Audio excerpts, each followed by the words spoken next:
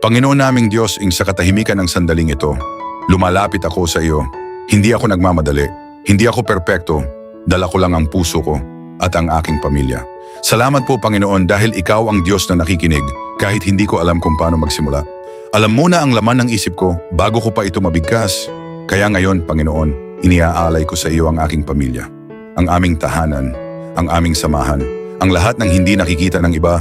Ikaw ang nagbuklod sa amin. Ikaw ang dahilan ng aming ugnayan. Kaya kahit may mga pagkakataong mahirap magmahal, naniniwala akong may layunin ka sa bawat isa sa amin.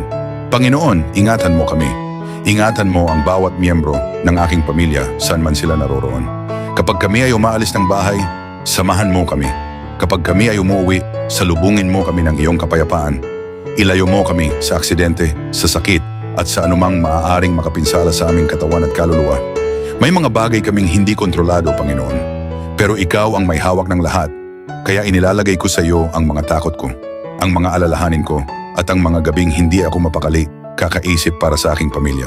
Kung may karamdaman ng sino man sa amin, nakikita man o hindi, hinihiling ko ang iyong kagalingan. Bigyan mo kami ng lakas sa mga araw na kami ay pagod na pagod at pahinga sa mga panahong tila hindi na namin kaya. Yakapin mo kami sa iyong presensya kapag kami ay mahina. Panginoon, bantayan mo ang aming mga puso. Kung may galit sa aming tahanan, pakiusap, ikaw ang maghilom.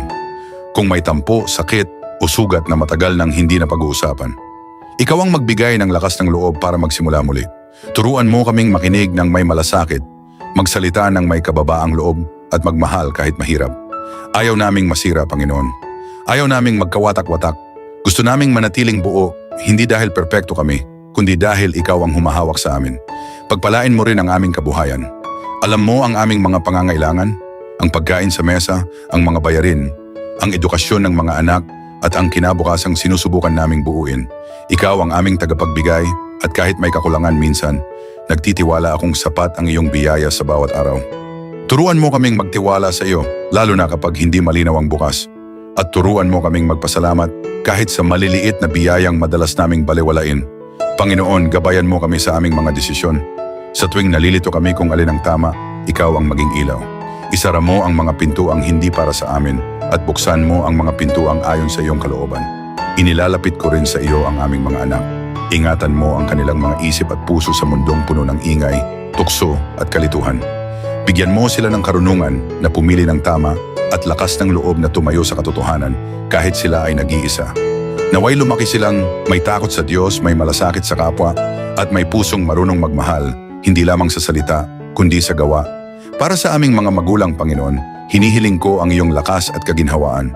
Kung sila man ay napapagod na, ikaw ang maging pahinga nila. Kung sila man ay nag-aalala, ikaw ang maging kapayapaan nila. At kung sila man ay may dinadalang sakit o panghihina, iparamdam mo na hindi sila nag-iisa. Pagpalain mo ang aming tahanan, Panginoon. Naway ito'y maging lugar ng kapayapaan, pag-unawa at pananampalataya. Ilayo mo ang takot, galit at anumang maaaring sumira sa aming samahan. Punuin mo ang aming bahay ng iyong liwanag. At sa mga araw na kami ay nasusubok, tulungan mo kaming kumapit sa iyo. Kapag wala kaming sagot, ikaw ang maging katiyakan.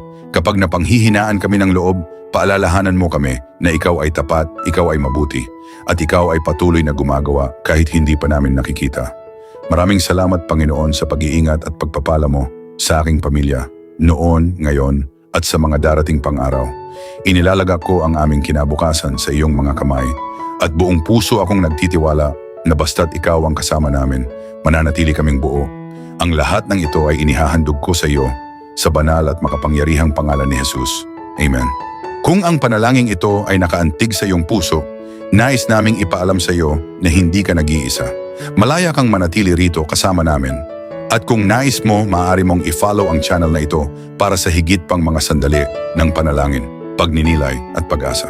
Kung may dinadala kang bigat sa iyong puso, maaari mong isulat ang iyong prayer request sa comments. Ikinalulugod naming ipagdasal ka at isama ang iyong kahilingan sa aming mga panalangin. At kung kilala mo ang isang taong nangangailangan ng dasal ngayon, maaari mong i-share ang video na ito sa kanila. Sapagkat sinabi ng Panginoon, kung saan may isa o dalawang nagkakatipon at nananalangin sa aking pangalan, ako ay naroroon sa gitna nila. Mateo Kabanata 18, talata 20. Naway maging paalala ito na may Diyos na nakikinig at may komunidad na handang manalangin kasama mo at para sa iyo.